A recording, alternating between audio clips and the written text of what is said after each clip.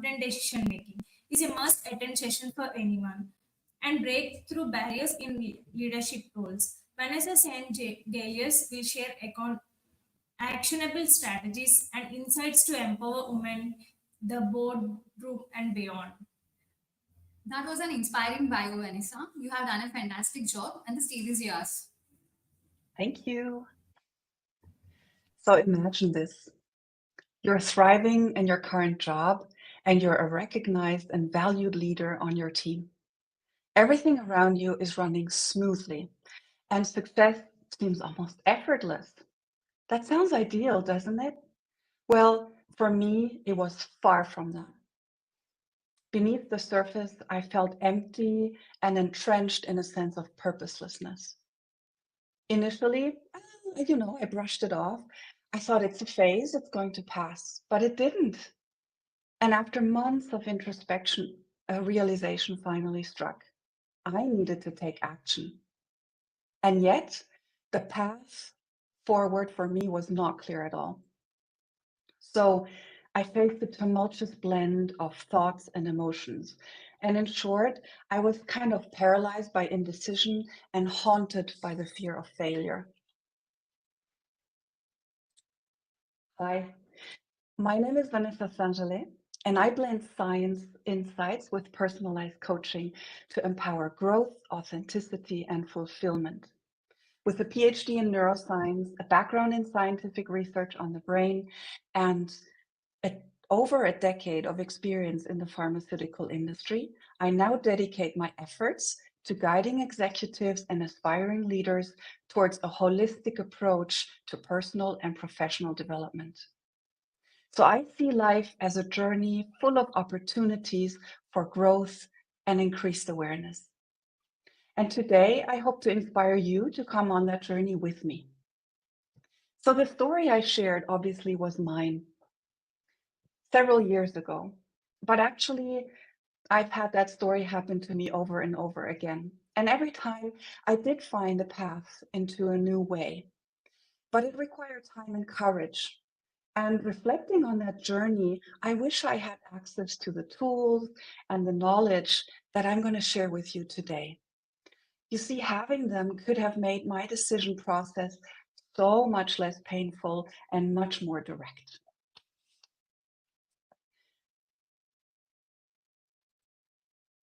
So today, I'm going to share with you some relevant insights about our brain's functions.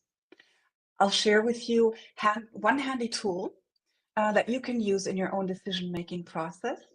And then we'll even do two fun exercises. One of them is going to be a visualization.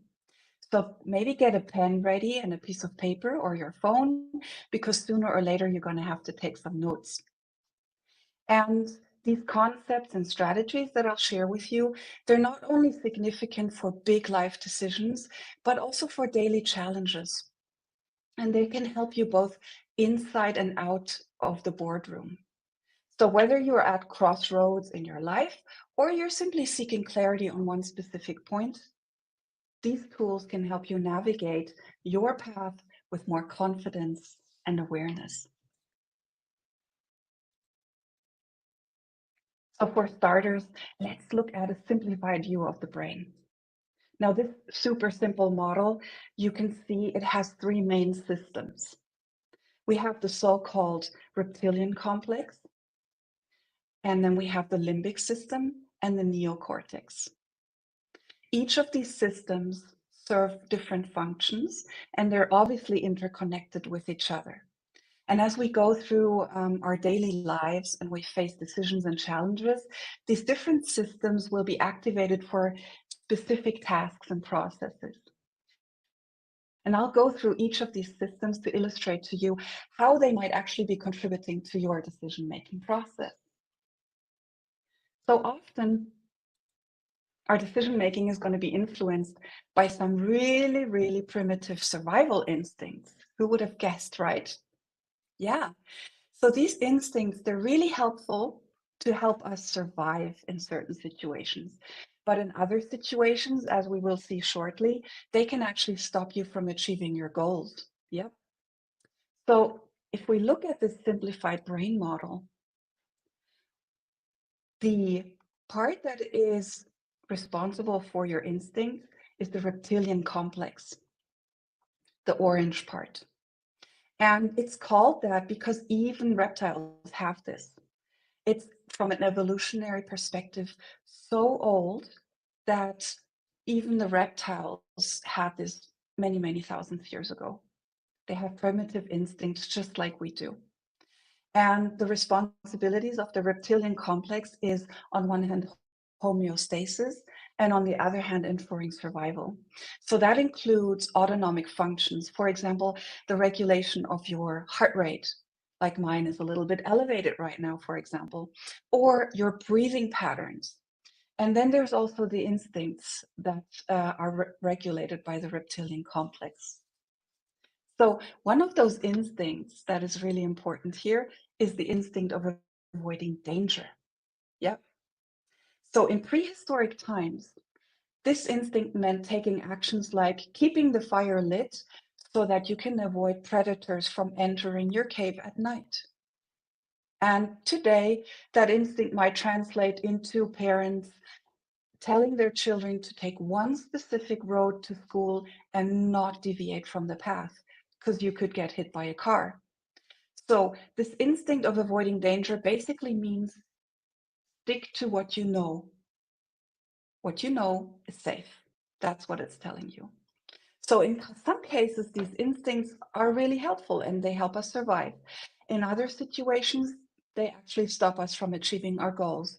You see, in my situation, this instinct really created a very big fear.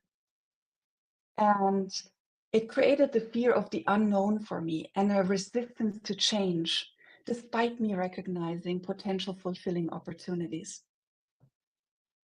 So the second instinct that is at play is actually energy efficiency. And energy efficiency at the time of our ancestors, it meant that we would avoid spending energy on any unnecessary task. You see, we didn't have supermarkets at the time, so we never knew where our next meal was coming from and when we were going to get it. So basically, there was no energy to waste on unnecessary things. So in my situation, this instinct actually manifested as inertia. Yeah, just like this person hanging on the couch. I was great at creating ideas and brainstorming on things I could be doing to change my situation. But guess what? I took little or no action. And I actively preemptively dismissed ideas because I had self-doubt. And by the way, this instinct of energy efficiency also keeps you on the couch instead of maybe getting up and cleaning out the dishwasher or getting other chores done that you have on your list. Same thing. So another important factor in decision making are emotions. So the bigger the decision is, the greater the emotional load and the emotional stakes. I'm sure you've experienced this, that when you have a big decision to face, you really feel there's a mixed bag of emotions, and you can actually be torn between conflicting emotions all at the same time. That's perfectly normal. And if we go to our brain model, you'll see that the system responsible for that is the limbic system, the green part in this scheme. And the limbic system is responsible for modulating our emotions, for our memory processes, and it regulates certain aspects of our behavior. I'll give you an example. So you might have heard of our fear center. It's called amygdala. And when we perceive a threat, the amygdala fires. And what that means, it sends signals to the rest of our bodies to get us ready for embracing or bracing for that threat. So it basically activates a fear response. That's just an example of one of the ways our limbic system influences our behavior. And the limbic system interacts with the other brain systems, obviously, and it's a very intricate and complicated process. So I'm simplifying this a lot here. But just keep in mind the limbic system is responsible for our emotions. In my situation, the fear that I felt from the unknown was by far larger than the frustration and the emptiness I felt sticking in my old situation. And the anxiety I had around making the wrong career move, it really made it feel impossible for me to move forward and just explore other things. It seemed impossible at the time.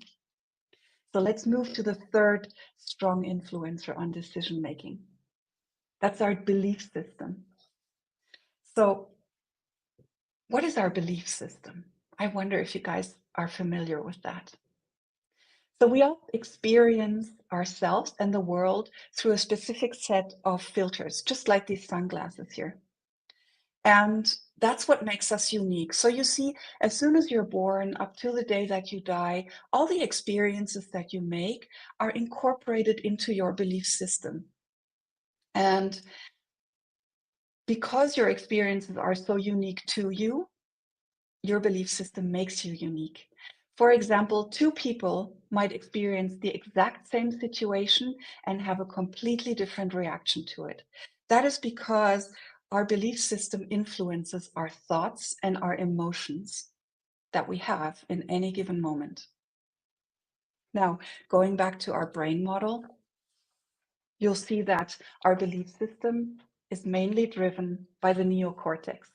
Yeah, that's the blue part here. And the neocortex is responsible for a ton of activities, and that goes way beyond what I can share here. But just remember that the neocortex is associated with higher complex or higher order brain functions, like complex thought, decision making, language processing, complex motor skills, and many more things. It's actually the part of the brain that allows you to have introspection, so to think about what is going on within you. And this is unique to mammals. Reptiles, for example, don't have this part of the brain. So this is where conscious thought happens and where we can reflect on our emotions and our experiences. In my case, self-doubt was actually clouding my judgment. And the self-doubt came from my own belief system, and it was deeply rooted in some experiences I had had as a child. And because of that, I had fear of changing paths. And I was actually afraid that people would see me as a failure if I, make a bold move and try something new.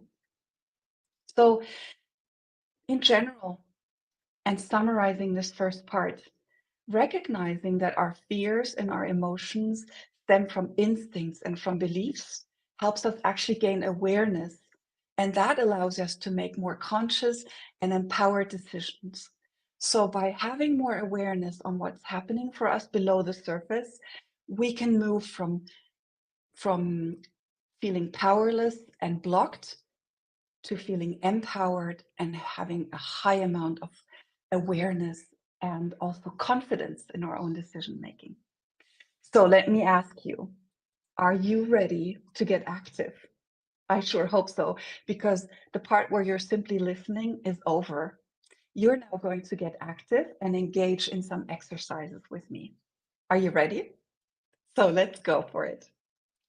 I'm going to share with you a practical exercise, and then we'll do what I call experiments. So we'll engage on some exercises together.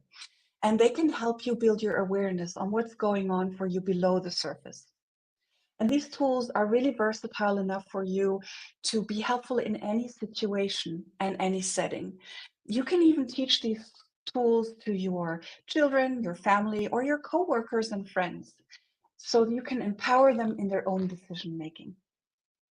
And a heads up for you, in a moment, I'm going to be asking you to think about a situation in your life, in your present or in your past, where you are facing a challenging decision. It can be a big decision or a small one. It does not matter. Just focus on any decision-making process in your past or in your present that you want to use in one of our exercises.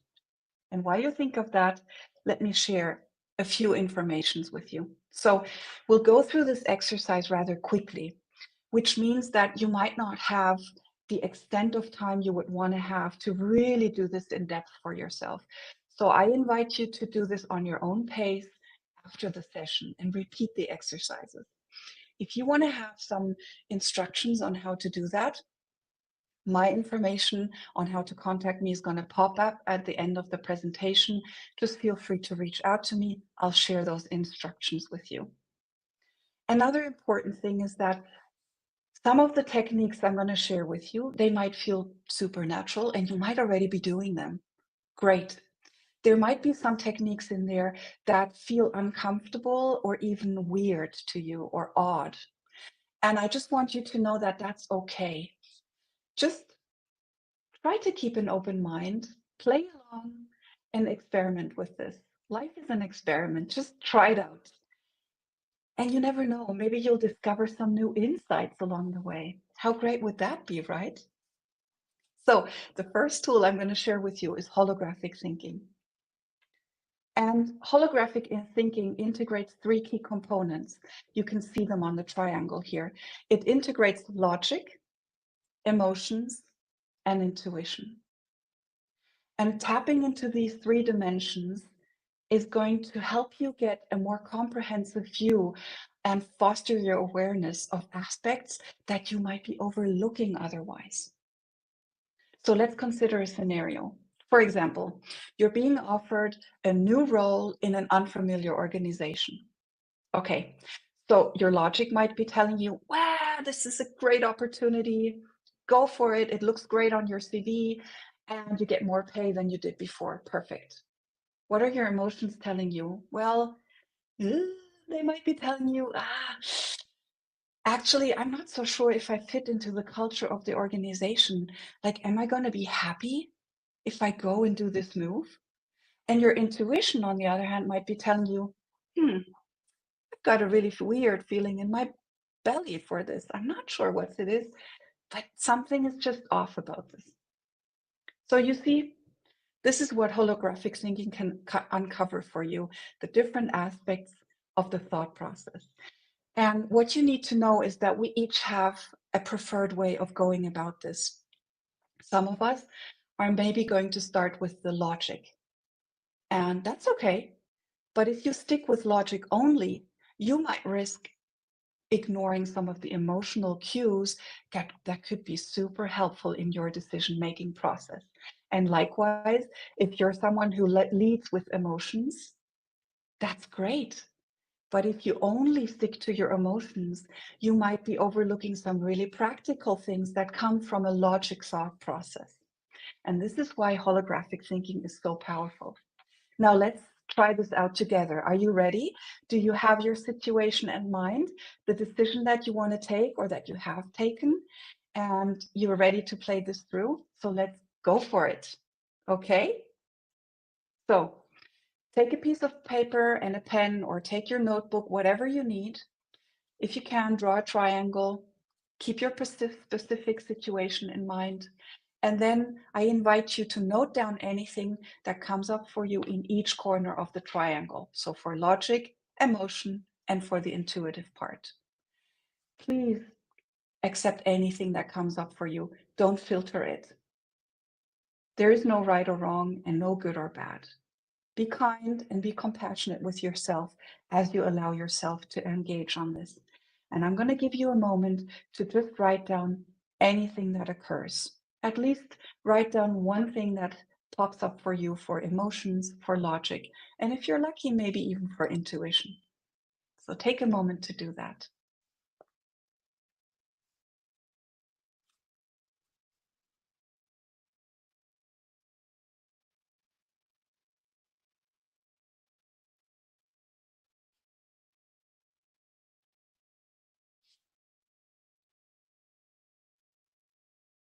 Okay, so I'm aware you probably are not finished. Hopefully you have noted down at least one emotion, because we'll need one as we move forward into our next exercises, and maybe one logical aspect. And then I invite you to complete this later on at your own pace. So now that we have engaged in holographic thinking and we have looked at the different aspects, logic, emotion, and intuition, let's take a moment to get more in touch with the emotions and maybe some intuition that comes with this decision. And for this part, you will not need to read the screen or look at anything happening on the screen. Simply follow my voice. That's all. We'll do a little bit of a visualization exercise.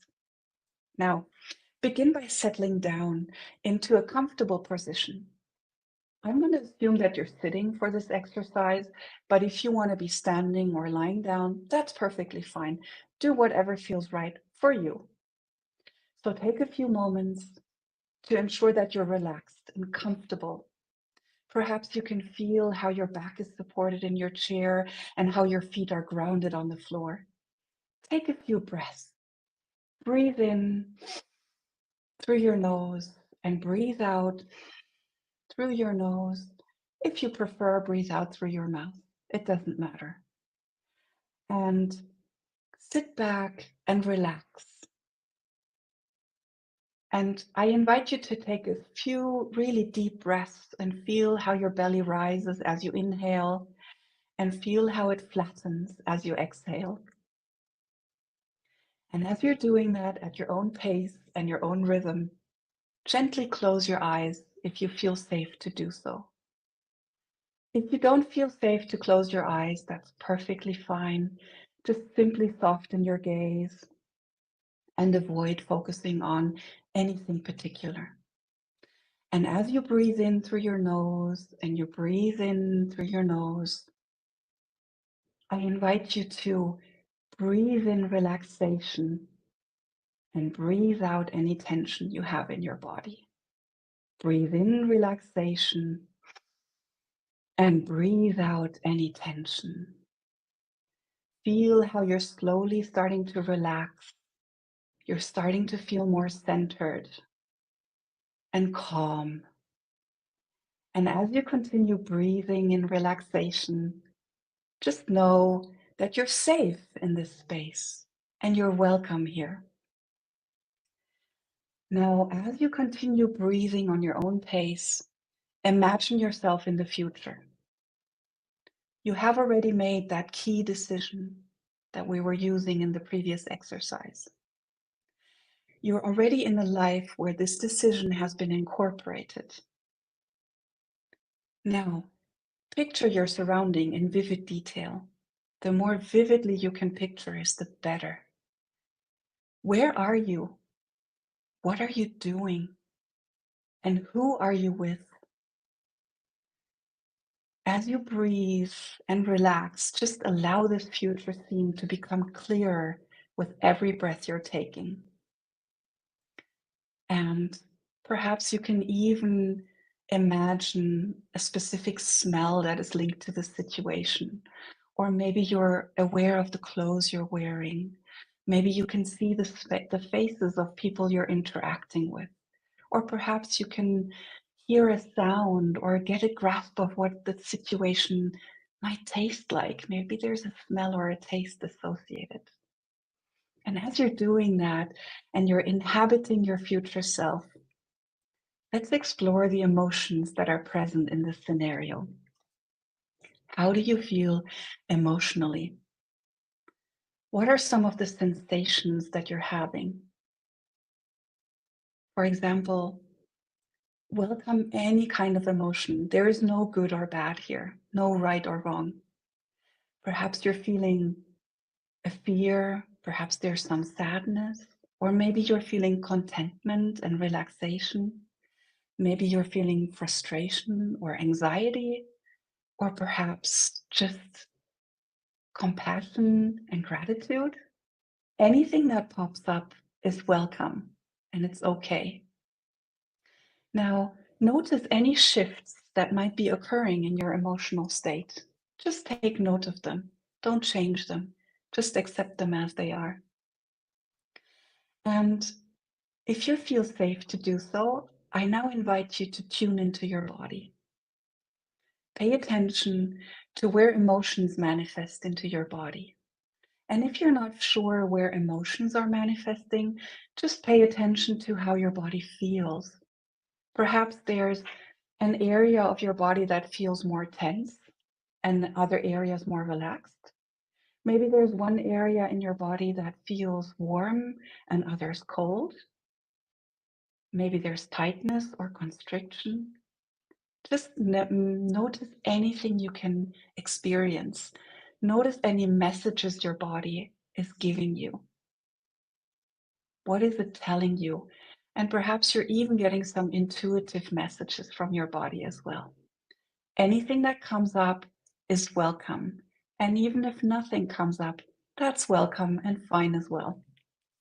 Now, as you're doing that, I will slowly count you back from 3 and then invite you to open your eyes and come back to our room. So 3, 2, 1. Please open your eyes. Give it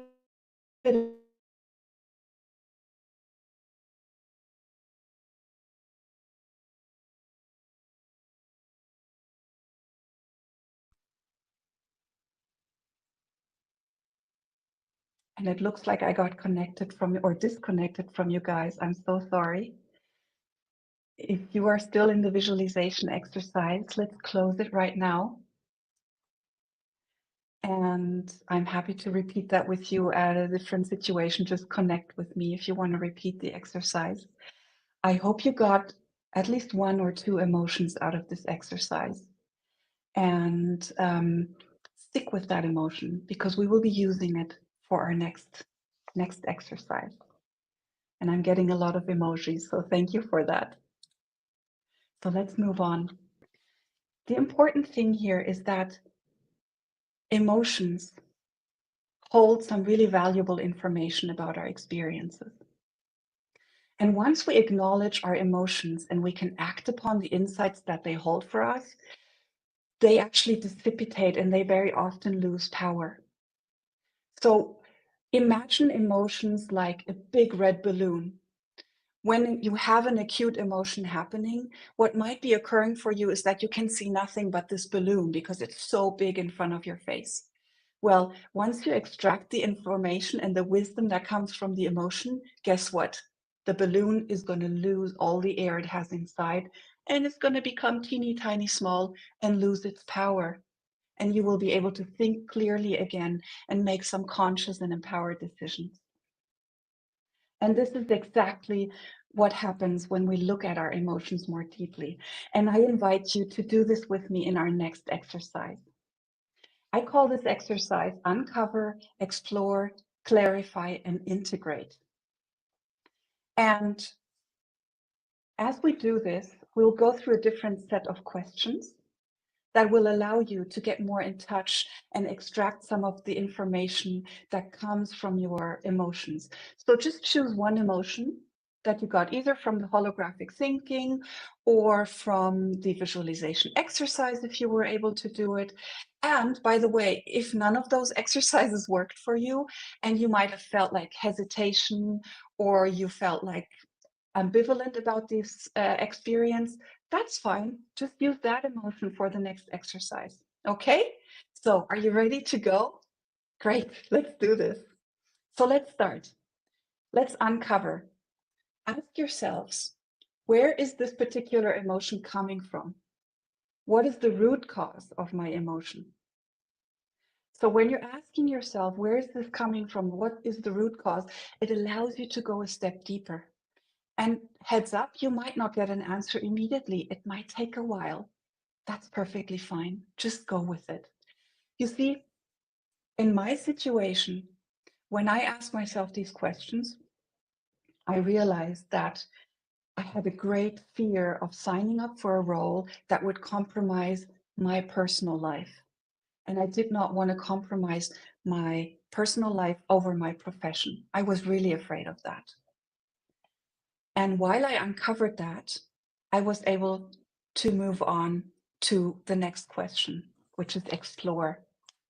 So ask yourself, what are the factors that are contributing to this emotion? What are factors that are contributing to this emotion?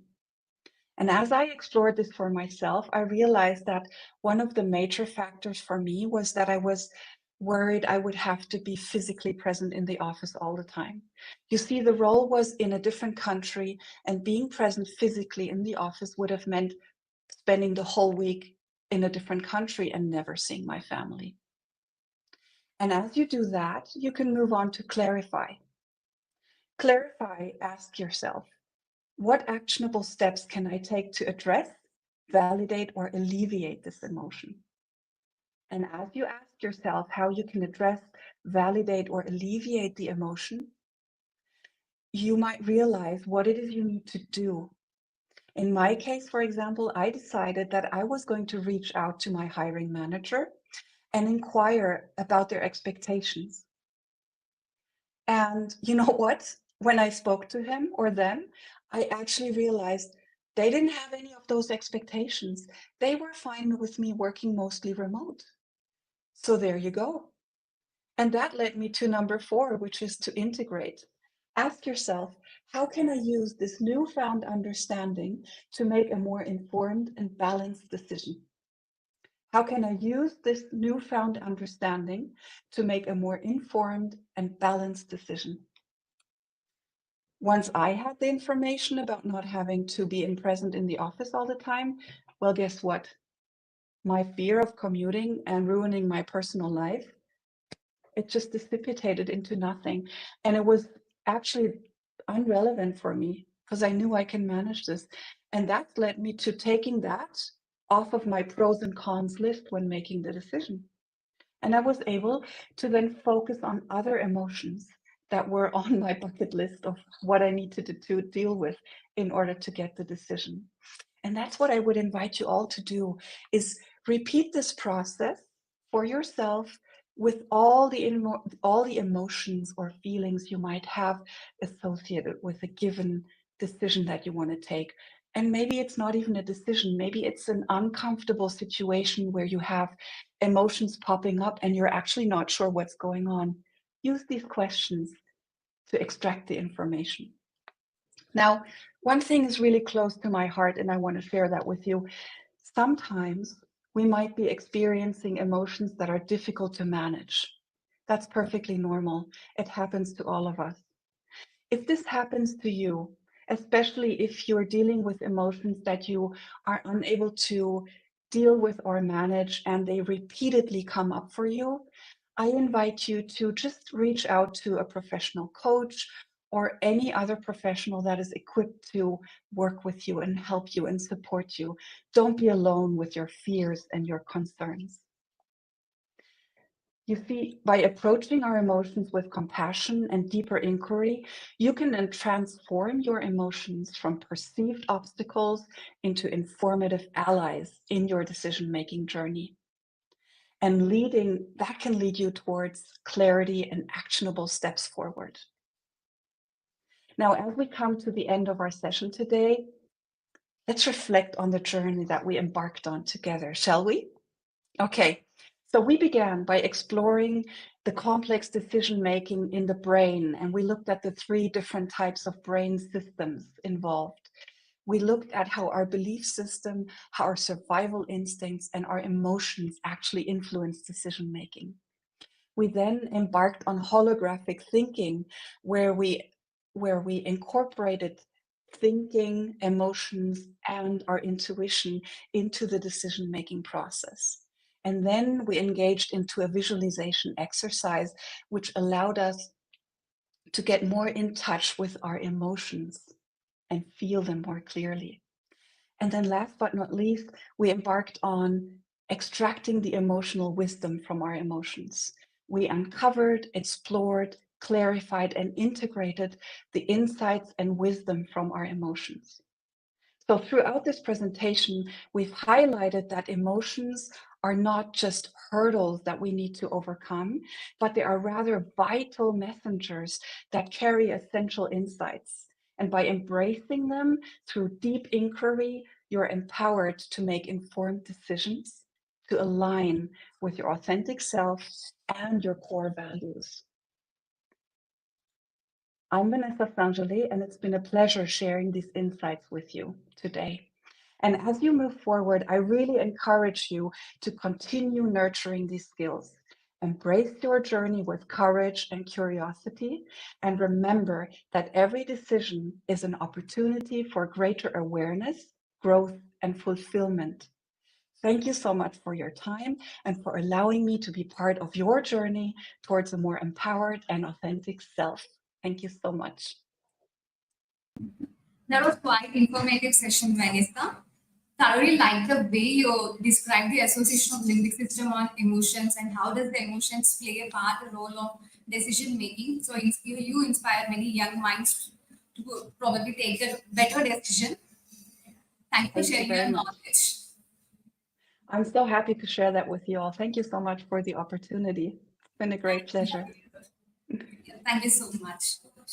Our next speaker, as we are running late, so we have few questions from our audiences. So we'll just let you know through email, right? Okay. Is it Yes, fine? please reach out to me, send me the questions per email.